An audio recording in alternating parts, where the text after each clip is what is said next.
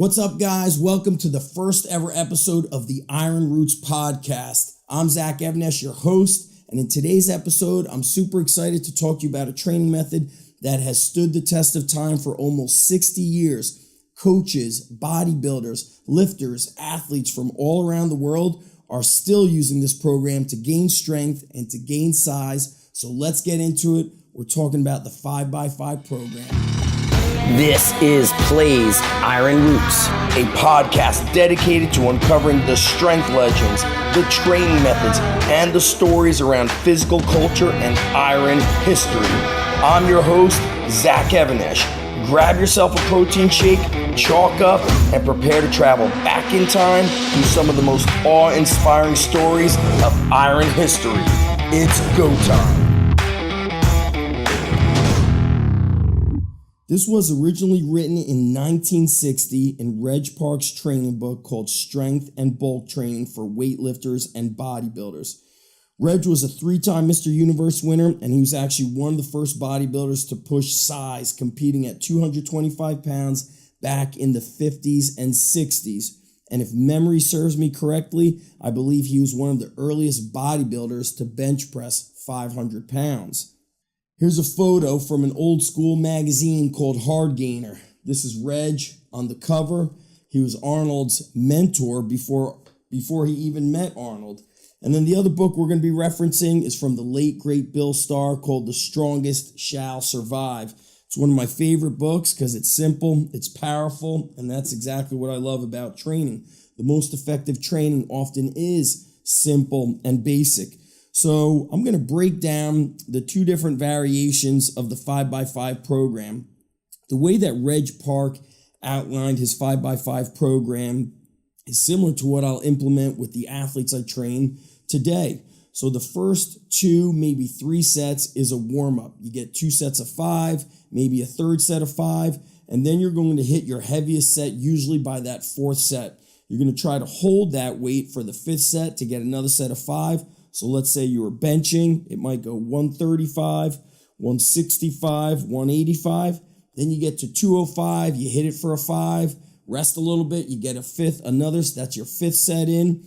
And then Reg advised that once you get to 3 sets and you could hold it for 5 reps, 3 sets of 5, then you're allowed to add weight. The slight difference in how Bill Starr organized it was usually that 5th set was the top end set. So you might work up and first set, 2nd set is your warm up. 3rd set we would call medium. 4th set medium heavy.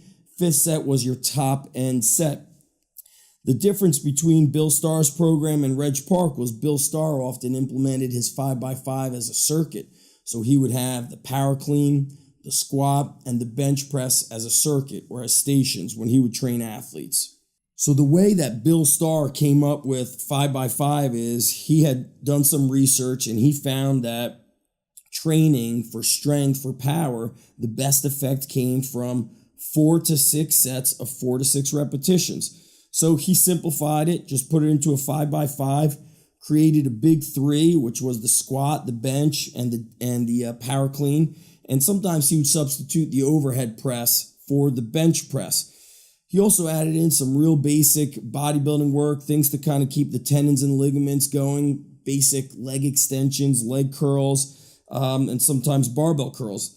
The circuit method he implemented was because back in the day, weight rooms, whether it was at a high school or a university, they just didn't have a lot of space. They had a lot of athletes, minimal space, and they just tried to organize the guys according to strength so that if the next guy's going and he was adding weight, then the person after that didn't have to take weight off. They just made it as time efficient as possible. Bill also utilized the circuit because he found it was just great for cardiovascular. It got the guys in shape. And that's something that I've spoken about many times with my own training is that I love to do supersets or couplets, which we learned about, or I learned about from Arnold's Encyclopedia of Modern Bodybuilding, where he would do a push-pull or an upper body and a lower body exercise. And it just got the lifters in shape. The bodybuilders of the golden era were definitely in a different kind of condition than what we see today. And for athletes, I found it was great for strength endurance, for muscular endurance, and also for power endurance if we were using lighter weights. In a conversation I've had with Marty Gallagher, he often utilized that 5x5 method when he was coaching powerlifters like Kurt Karwoski. And he said 5x5 was just this optimal blend of building strength, building size. And through my experience, I found that when I consistently go too heavy and I'm doing a lot of singles or doubles or triples, that I burn out. And with training the athletes, they just don't get that strong. They need to put on that muscle by doing the 5x5. So in today's lesson, it's really us going back to the 60s of Reg Park. And this book, The Strongest Shall Survive by Bill Starr, I'm not sure when the first one was written. Let's take a look here. Let's see when the first edition came out. 1976. So I was born in 75. So it's amazing to hear that in the mid-70s, Bill Starr was doing this kind of training today known as strength and conditioning, when still many coaches were saying you'll get muscle bound or your muscles will turn to fat and you'll get slow. And way back to those 50s and 60s, Reg Park had such a different kind of physique, and that's why Arnold Schwarzenegger was so inspired by him. I remember reading Arnold's books, and he described Reg's physique as rugged and looked like built from granite or carved from stone. And it was so inspiring to hear about this. And when Arnold actually first got to train with Reg, he said that Reg just blew him out of the water with how strong he was. So Arnold, struggled with his calves, and he was doing 400-pound calf raises, and I believe Reg was using 800 or 900 pounds on his calf raises. So the 5x5 method works great. I've implemented with great success with beginner lifters because it allows them to work on technique yet not get too fatigued. And I've also blended the way Bill Starr builds you up until that fifth and final heavy set. But I also love the way Reg Park did it, where you're trying to get those 3 hard sets of 5 with the same weight. And a little caution behind that is if you're training athletes, especially a beginner to an intermediate, sometimes they can't maintain that heavy set. So maybe the 3rd and 4th set is the heavy, and then that 5th set they have to drop down. But the bottom line, you're sticking to that 5x5, whether you're going by Bill Starr's method or Reg Park's method.